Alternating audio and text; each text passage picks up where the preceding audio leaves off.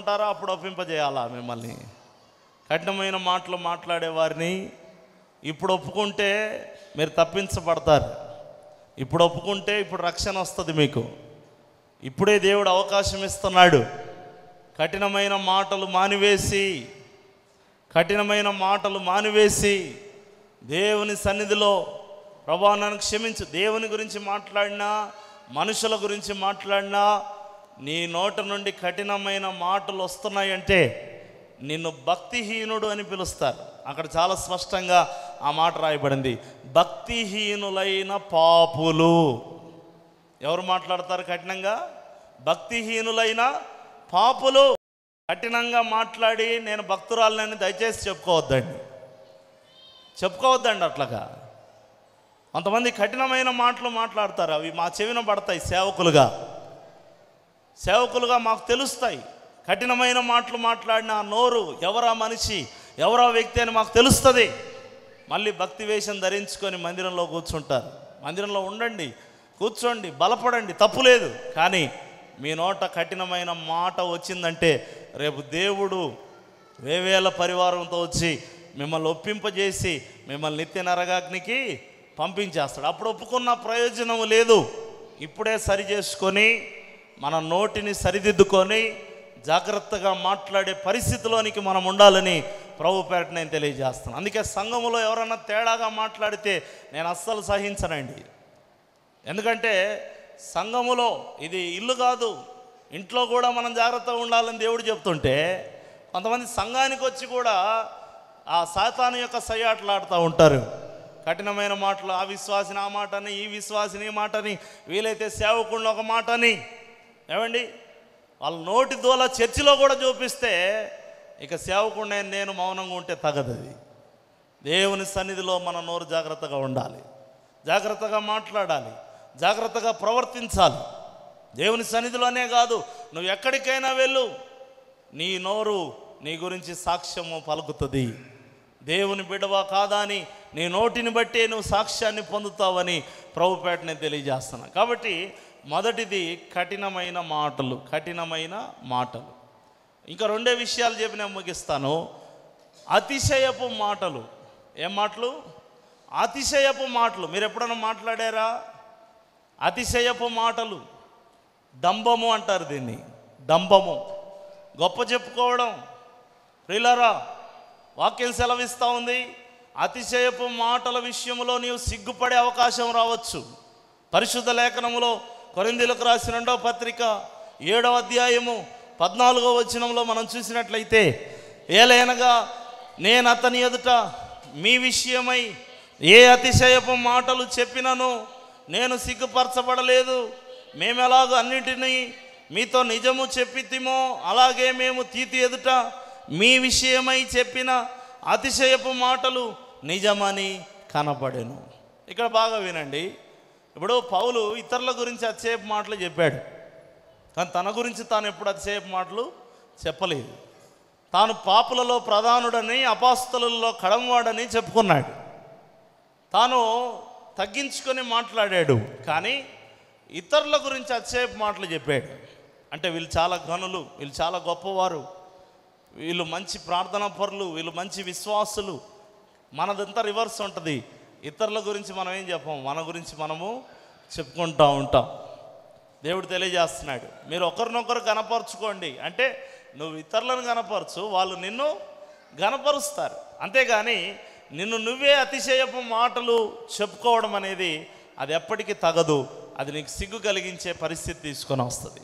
అతిశయపు మాటలు ఎప్పుడు చెప్పొద్దండి. దేవుడు నిన్ను ఆశీర్వదించాడా, నీవు దీవించబడ్డావా, నీవు గొప్ప చేయబడ్డావా, నీవు ఘనతలోకి వెళ్ళావా, నీవు మంచి వస్త్రాలు కట్టుకుంటున్నావా, మంచి ఇంటి వాహనాలు కలిగి ఉన్నావా, ఏదైనా ఉండని అతిశయపు మాటలు నిన్ను గర్విష్ఠిగా మారుస్తాయి. అతిశయపు మాటలు నిన్ను అహంకారిగా మారుస్తాయి. అందుకే ఆ విషయంలో తగ్గింపు కలిగి నేర్చుకోవాలి. కృపతో నేను అన్నిటినీ పొందుకొని ఉన్నానని సాక్ష్యము చెప్పాలని దేవుని వాక్యం సెలవిస్తుంది.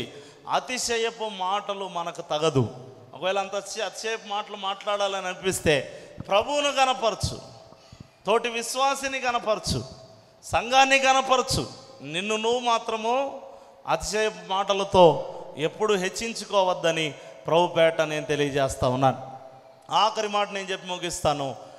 లోకాచారమును బట్టి మాట్లాడే వాళ్ళు కొంతమంది ఉంటారు. ఎట్లా అండి? లోకాచారమును బట్టి మాట్లాడేవాళ్ళు. పరిశుద్ధ లేఖనములో కొరింథీయులకు రాసినటువంటి మొదటి పత్రిక 9వ అధ్యాయం 8వ వచనం, ఇదొక మాట చూసి మనం ముగించుకుందాం. ఈ మాటలు లోకాచారమును బట్టి చెప్పుచున్నానా? చాలండి. ఎట్లా ఎలాంటి మాటలంట? లోకాచారమును బట్టి. కొంతమంది దేవుని బిడ్డలయ్యుండి, దేవుని ప్రజలయ్యుండి, దేవుని నమ్ముకొనిన విశ్వాసులయ్యుండి ఇంకా లోకాచారాలు మాట్లాడుతుంటారు.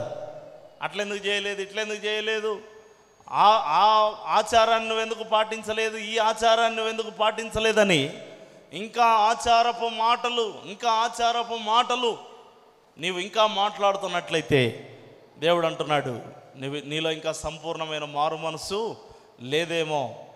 లోకాచారము నీకు అవసరం లేదండి. ఒకసారి దేవుని నమ్మిన తర్వాత దైవ చిత్తానుసారమైన నడిపింపు మనకు ఉండాలి, కానీ లోకాచారములతో మనకు పని లేదు.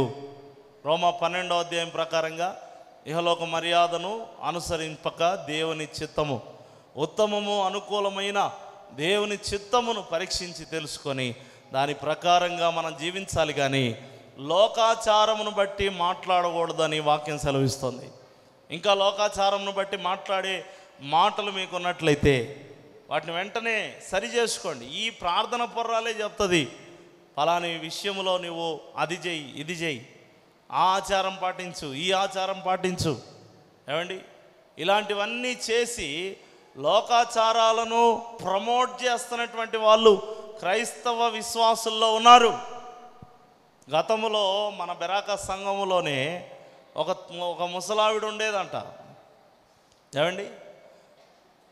అప్పుడు మా తండ్రి గారికి చెప్పారంట, ఏంటమ్మా అంత సైతాన్ తాయెత్తులు కట్టించుకొని వస్తున్నారు, ఎక్కడ కడుతున్నారు, ఏం చేస్తున్నారంటే, అదేంటి సార్, మన చర్చ ఆమె కదా కట్టేది ఇవి అనిందంట. మన చర్చ ఆమె కట్టేది. ఎవరంటే పలాని పెద్ద ఆమె, పలాని వృద్ధురాలు. ఆమె ఇంటికి పోతే ఆమె అందరికీ తాయెత్తులు కడుతుంది. మరి ఆమె కూడా చర్చికి వస్తుంది, ఆమె కూడా బలలు చేవేస్తుంది, ఆమె కూడా దేవుని ప్రజలతో కలిసి కూర్చుంటుంది. తాను చెడిన కోతి వనమంతా చెరిపింది అన్నట్టుగా లోకాచారాలు వాళ్ళు పాటించేదన్ను, ఒకవేళ అవతల వాళ్ళు ఆ మాటలు చెప్పి వాళ్ళను కూడా బురుడి కొట్టించి విశ్వాసులను కూడా ఆ పనికిమాలిన లైన్లోనికి తీసుకెళ్తారు, ఆ పనికిమాలిన దారిలోకి తీసుకెళ్ళిపోతారు. లోకాచారాలు వీళ్ళు పాటించేది కాక దేవుని యందు విశ్వాసం గల వారు కూడా పాటించేలా చేస్తారు. అలా ఎప్పుడు కూడా చేయొద్దండి. ఈ 3 రకాల మాటలు, ఒకటి కఠినమైన మాటలు, రెండవది డంబపు మాటలు, అతిశయపు మాటలు, మూడవది లోకాచారమును బట్టి మాట్లాడే మాటలు. మన జీవితంలో మనం సరిచేసుకొని మనం సక్రమపరచబడాలని నేను మనవి చేస్తున్నాను.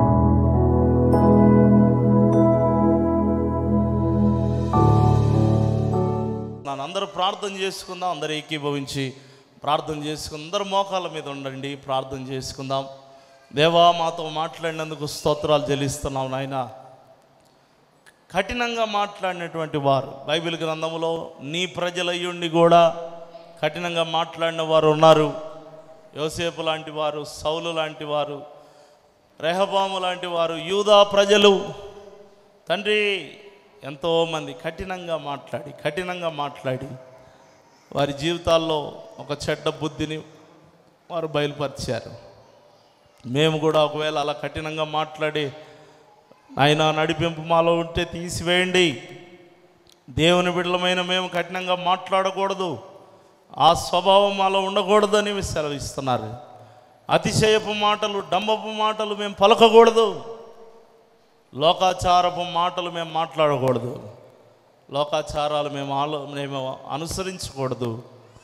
ఈ 3 విషయాలు మాతో సూటిగా మాట్లాడినందుకు స్తోత్రాలు చెల్లిస్తూ విత్తబడిన వాక్యాన్ని నీరుగట్టి ఫలింపు చేయమని, ప్రతి హృదయములో ఈ మాటలను ప్రభా ముద్ర వేయమని, ఎవరు కూడా కఠినమైన మాటలు మాట్లాడకుండా వారి హృదయ లోతుల్లో నుంచి పరిశీలన చేసుకొని ఈ దినము ఒక తీర్మానముతో ఇక్కడి నుంచి వెళ్ళినట్లుగా సహాయము చేయమని ప్రార్థిస్తూ ఆయన ఎవరితోనైనా కానీ చిన్న పిల్లలతో కూడా కఠినంగా మాట్లాడకూడదు, పసిబిడ్డలతో కూడా కఠినంగా మాట్లాడకూడదని నేర్పించండి నాయన, కృప చూపించమని ప్రార్థిస్తూ యేసు నామములో పొంది ఉన్నాము తండ్రి, ఆమేన్.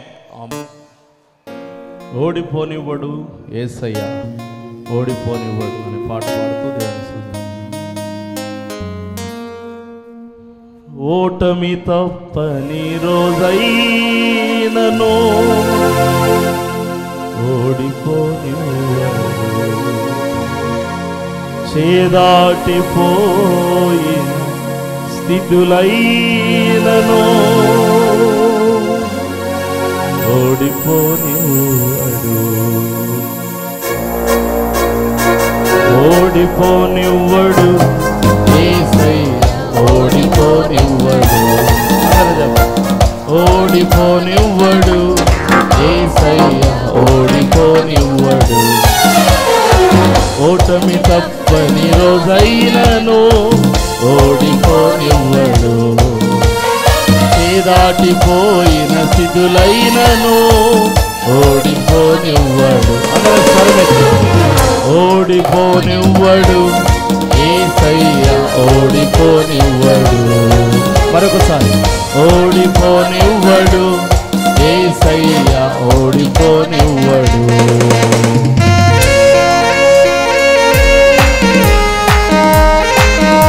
అందమందు ఉండాలి, ఓపికతో సాగాలి, ధైర్యము ప్రభు మనలో నింపగా పౌలులాగా సాగాలి. గ్లోరీ.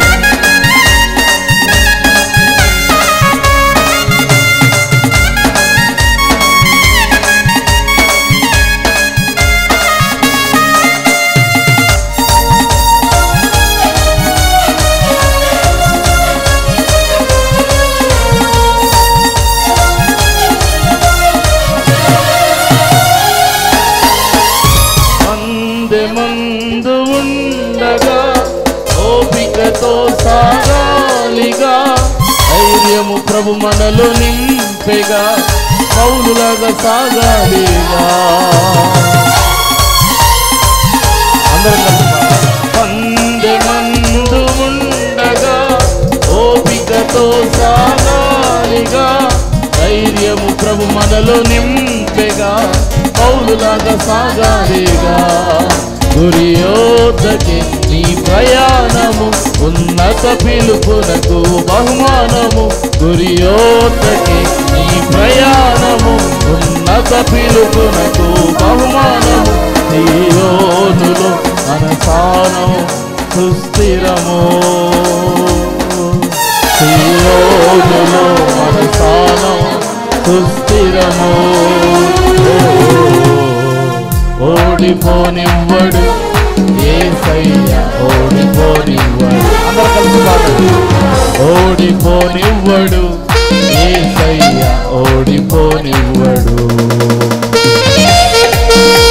నాన్నవారే కాదని నా రక్త సంబంధులే బానిసల చేసిన యోసేపును దేవుడు చూశాడు.